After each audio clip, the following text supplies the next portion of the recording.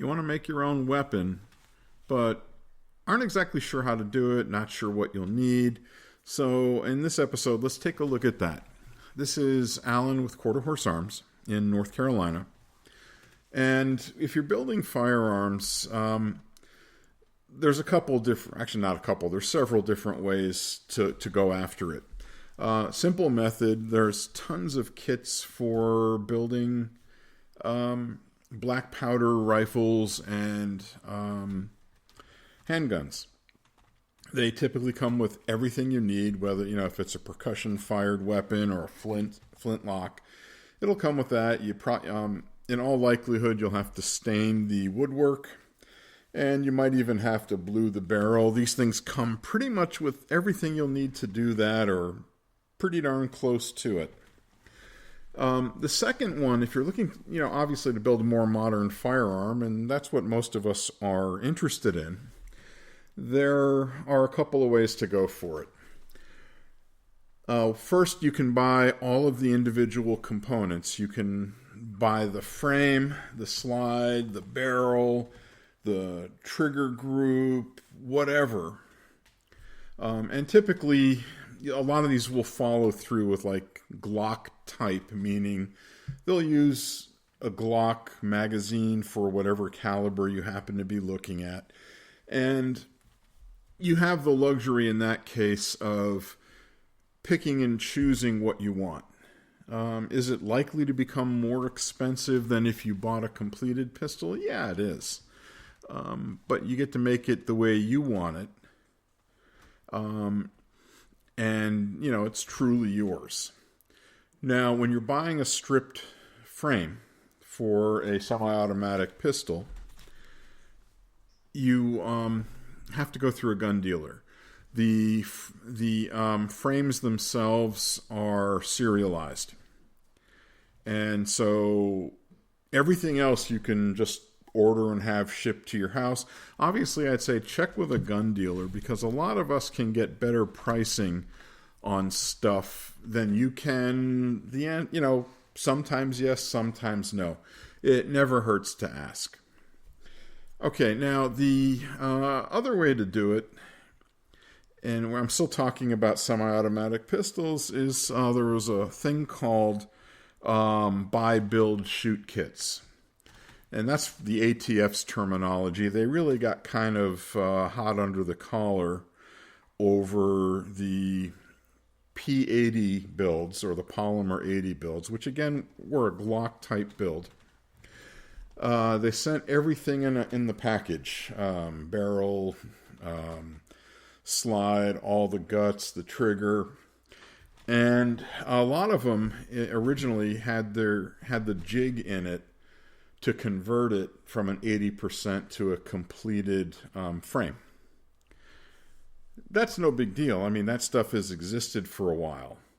However, just like I mentioned in a previous episode with the receivers like on AR platforms, these things had to be serialized. And because most of the pistols these days have a polymer frame, fancy word for it's some kind of plastic. As far as they were concerned, scratching or scribing or engraving in a serial number was meaningless, because it's plastic, you can grind it out and put something else on it. So if you actually own any pistols, if you take a look somewhere on the polymer frame, you might have to flip it upside down. I know on the Glocks, typically it's on the bottom side of the frame towards where the muzzle end of the frame would be. And some of them are on the back plate. Some of them are stuck on the side, but it's typically a metal plate, and they've actually required that now. So a lot of people that had the Polymer 80s, and a lot of the dealers that were selling them, got in some hot water. I mean, had they done anything wrong at that point? No, they hadn't. The ATF changed its perspective. And if you were selling an 80% unserialized frame or receiver with a jig, meaning it came with the frame to put the... I didn't say that right.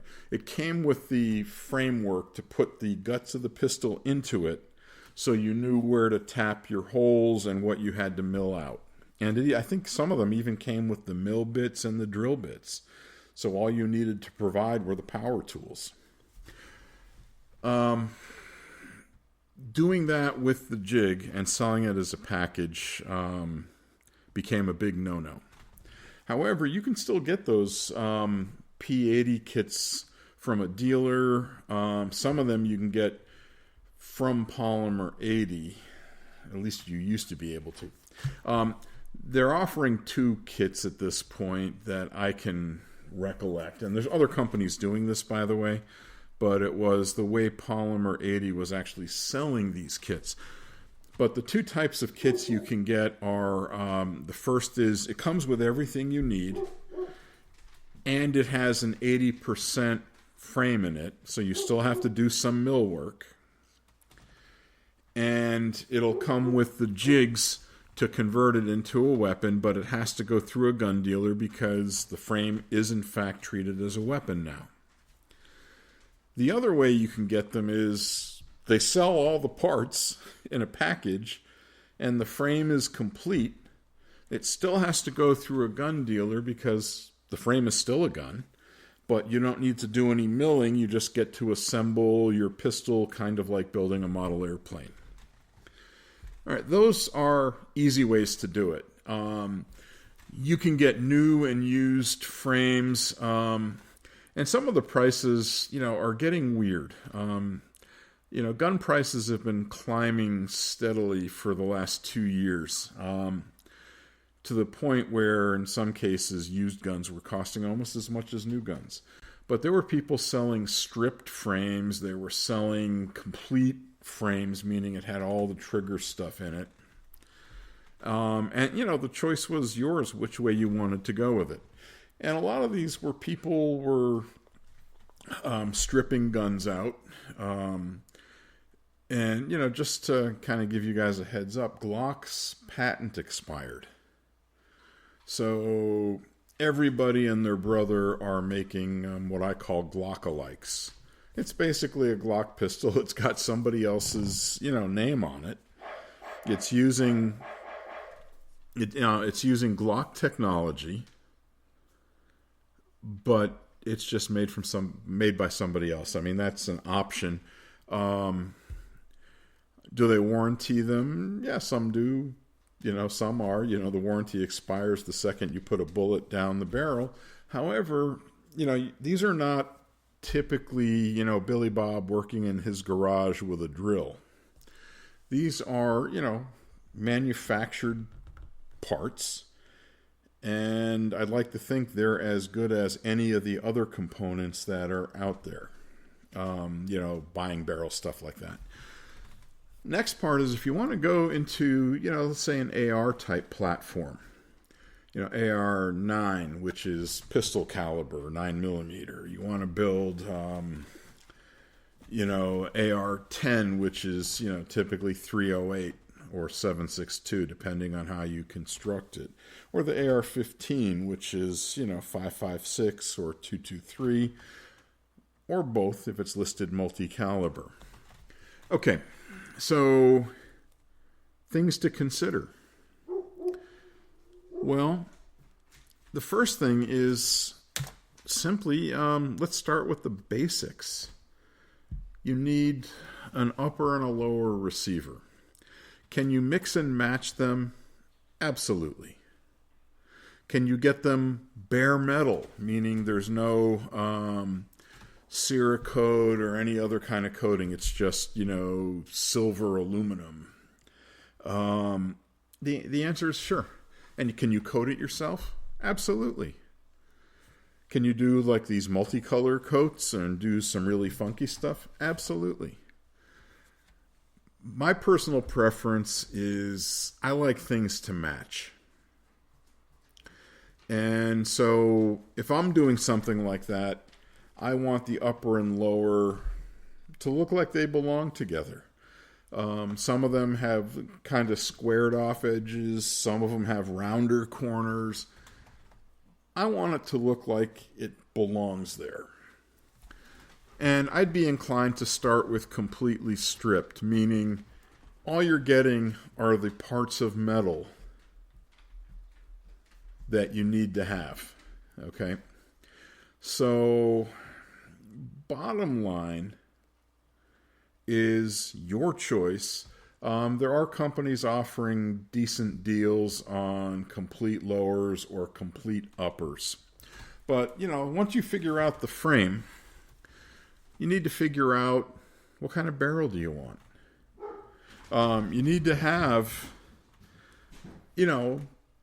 certain length barrel, and it varies. I mean, some people are going upwards of 20 to 22 inches now because they want to use the AR for hunting, or they want to use it for target shooting. So, if you're looking at a minimum of a 16-inch barrel, that's the kind of the standard. Can you go longer? Yes, you can. The other thing to look at is, first, what kind of finish is on the barrel? What kind of gas tube system does it need? So this is a semi-automatic rifle. So the rifle takes some of the gas that's being used to propel the bullet, taps some of that off to work the action of the rifle.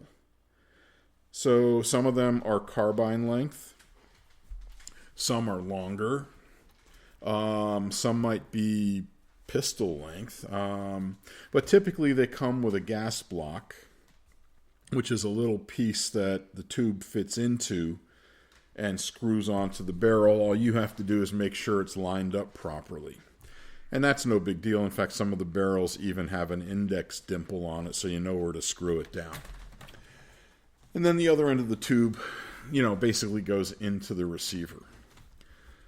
And then, are you putting some sort of flash hider? The barrels are threaded at the end. So, a compensator, flash hider, whatever, is a neat thing. And there's tons of them on the market. You can just Google it and you'll probably have, at least 10 pages. And that's just the ones that are advertising. If you go online, you'll find, you can get this one or this one. And you need to put that on with a crush ring, which is kind of a thicker washer. The official statement is you're supposed to replace it if you ever take the thing off and have to put it back on. The reality is I've rarely done that. So once you put that stuff on, you'll need, unique things. Like you need to make sure the barrel comes with a barrel nut so you can screw it onto the receiver. You need to come up with a bolt carrier group, meaning the bolt assembly that's going into the upper receiver. You'll need a charging handle. You'll need a buffer tube. And there's lots of different kinds of all of these things as well. You need a trigger group, which includes, not just the trigger, and the hammer and all that built in. It also includes, unique items like the safety switch. And then you have to look at the furniture, meaning like the hand grip, the forestock, the butt of the rifle. Are you going collapsible, foldable, or fixed? There's tons and tons of details where you can completely trick out and customize your build. If you want to go really high end, you want to put in, say a chromium line barrel. Those are kind of cool, but you do lose a little bit of accuracy at long range. But it does look cool. Do you want to go with what's called a bull barrel, meaning it's a monster heavy barrel? Or do you want to go with an ultralight barrel that's basically a steel tube that's been that's had carbon fiber wrapped around it. So there are all kinds of cool things